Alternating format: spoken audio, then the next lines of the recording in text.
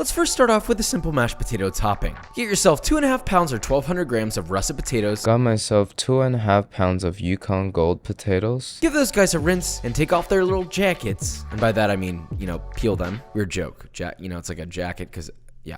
I dying laughing. I dead now. Gave these guys a rinse off camera, and now we'll take off these little jackets. I didn't really get the joke, so somebody please explain it to me in the comments. Then cut your potatoes in half lengthwise, then in half again lengthwise. Cut my potato in half lengthwise, and then again lengthwise. Then cut across those 2 quarters to get roughly 1-inch sized cubes. And then cut across these 2 quarters to get 1-inch sized cubes. Dump all of your potatoes into a medium-sized pot. Add enough water to cover your potatoes. Dump all my potatoes in a small-sized pot. It looks too full, it's gonna boil over. So I dump them into a medium-sized pot. Season it generously with salt to taste and place it on a stove over medium-high heat. Season generously with salt to taste. Woo! And then put it on the stove on medium heat. Now as soon as those reach a boil, let them, boil for 7 to 10 minutes or until your potatoes are easily pierced with a fork. Boil them for 7 to 10 minutes till they're easily pierced by a ligma fork, like this. Separate small sauce pot, add half a cup or 115 grams of unsalted butter. In a separate sauce pot, we'll add about a half a cup of butter. And half a cup or 120 milliliters of whole milk. I don't have milk because I'm still waiting for my dad to come back with it, and I believe he will, so I'm using a 1/4 cup of heavy cream and a 1/4 cup of water. Sit on the stove set to medium heat just until the butter is melted and the mixture is steamy hot. We'll heat it on the stove till steamy hot. Now from here, obviously you can mash your potatoes with a hand masher, but for shepherd's pie you really want a fine mash. That's why I like to use this potato ricer here. I don't have a hand masher nor a ricer, but I have this superior ligma fork over here.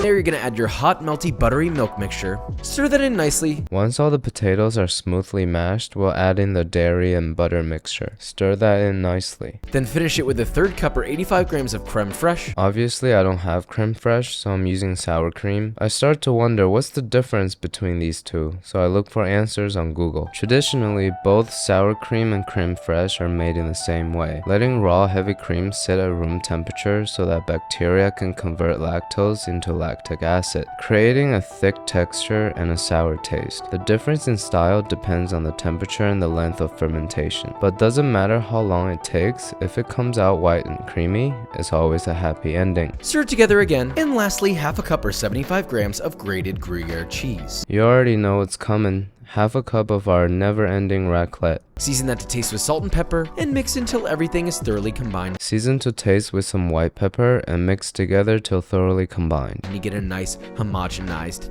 tater. Till we get a nice homogeneous tater. Why does mine look so yellow? Now to build the shepherd to your pie, you must first choose your meat. Personally, I like the ground beef version, but it'd be a whole lot cooler if you ground it yourself. If we're using beef, then it's technically a cottage pie, but I'm gonna make it back into a shepherd's pie later. You'll see what I mean. It's all according to my genius plan. So here I have roughly 1.5 pounds of beef chuck roast, which I sliced into nice long strips, like you see here. Here I have 1.5 pounds of the most premium meat of all time, which I slice into nice long strips like you see here. And simply run it through a meat grinder. I really like this attachment that I have for my stand mixer. It's like 50 bucks and it really gets the job done. I've been using this attachment right here for the past 23 years, and it always gets the job done for me, but not for others. Otherwise, you can just use pre-ground meat, and Papa will only judge you a little bit. Are you judging me for using pre-ground meat or the fact that I'm wearing gloves? Now once you've got your ground meat, give it a nice kneading, just like a piece of dough. Give it some nice kneading to emulsify the fat and the meat. Heat that over medium-high heat until extremely hot with no oil in the pan. We want it naked. Get a pan on medium-high heat and get naked.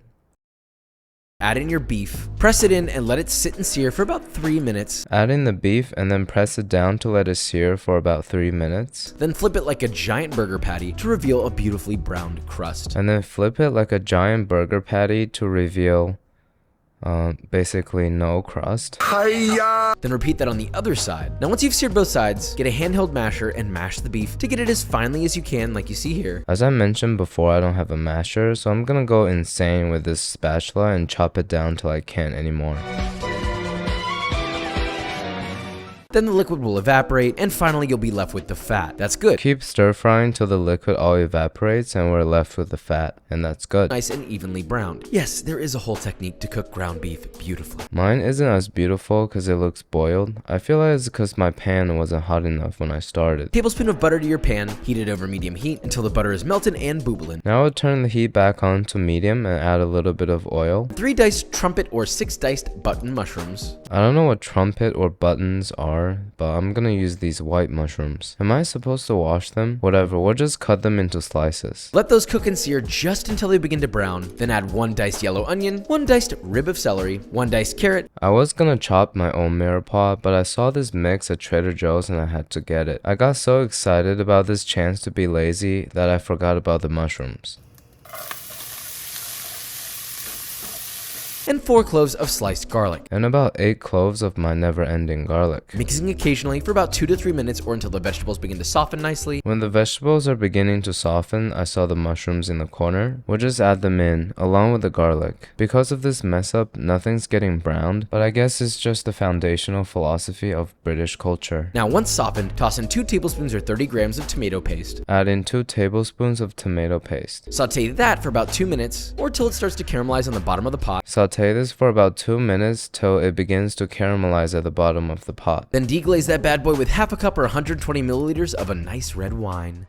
Now deglaze this bad boy with half a cup of my roommate's red wine from a box. Follow that up with 2 tablespoons or 30 milliliters of Worcestershire sauce. Now put in about 2 tablespoons of your sister's sauce. Then bring that to a boil and add 1 tablespoon or 5 grams of fresh chopped thyme. Now we'll add a little bit of fresh chopped thyme. 1 tablespoon or 6 grams of fresh chopped rosemary. And some more fresh chopped thyme. Then add 1 cup or 240 milliliters of beef stock. Then add a cup of high quality homemade stock, which is 1 cup of water and a teaspoon of better than bouillon. For another minute or 2 to make sure everything's nice and hot and sweaty. And finally, the piece de resistance. 1 cup or 140 grams of frozen peas. Taste with salt and pepper. Let it cook for another minute or 2 to make sure everything's set together and let that cook just until the peas are hot. Now all you gotta do is dip your nice casserole. Spread it out evenly to the edges of the pan. Now all you gotta do is dump your nice meaty pea mixture into a nice casserole dish. That meat kind of just appeared out of nowhere. When did he add it? I rewatched the video like 3 times. I guess he missed the part where he added the meat. So we'll just add it now, mix it all together, season it one last time, and heat up the potato we made earlier. Something like a 9x12. Spread it out evenly to the edges of the pan, then press the meat down so it's nice and compact. Now it's time for the assembly. Since it's a pie, I'm gonna use a clear pie dish. We'll put down a layer of meat and then pack it down. Then simply and gently lay on your mashed potatoes and evenly spread across the entire surface of your casserole. Simply and gently lay in my mashed potatoes and spread it entirely across my pie. Go ahead and grate on half a cup or 75 grams of Parmigiano Reggiano. So here's how I'm gonna turn it back into a shepherd's pie even though we used beef. Take a closer look. Instead of Parmesan, we're using Pecorino Romano, so the labor of the shepherd is still appreciated. Am I a genius or what? And half a cup or 75 grams of Gruyere cheese. I'm getting nervous because we're almost out of raclette. We got so many different types of animal products. I guess instead of a shepherd's pie, this is more like a Republican landowner's pie. Set to 375 Fahrenheit or 190 Celsius for 20 minutes. I would believe you if you tell me this is a white chocolate tart. Now we'll put this in a 380-degree oven for about 20 minutes. Or until it looks freaking hot, my guy. I mean, look at that. It's just beautiful. Alright, check this out. Listen to it.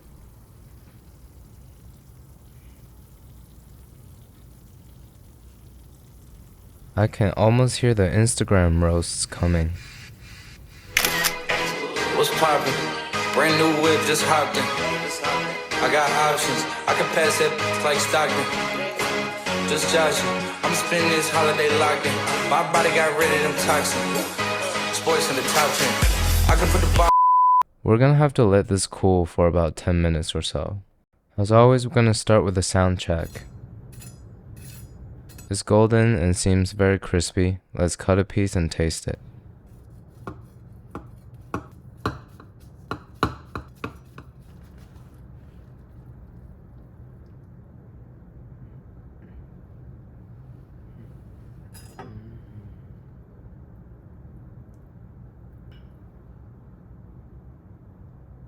I think it actually looks pretty good. You know what time it is? It's time to taste and rate it 1 through 10. This is the first time I've ever had shepherd's pie and I'm so surprised. Let's start with a golden, cheesy, crispy top. Underneath is a layer of creamy mashed potatoes, and then combined with the acidic, savory flavor and the diverse texture of the mince. No wonder these classic dishes can withstand the testament of time. Not only is the taste amazing, if you go a little easier on the cheese, this can easily be a healthy weeknight meal. Probably can be prepped in advance and frozen too. Like always, Josh's recipe never disappoints. 9.3 out of 10, highly recommend. Should I get more raclette? Let me know. Alright, thank you.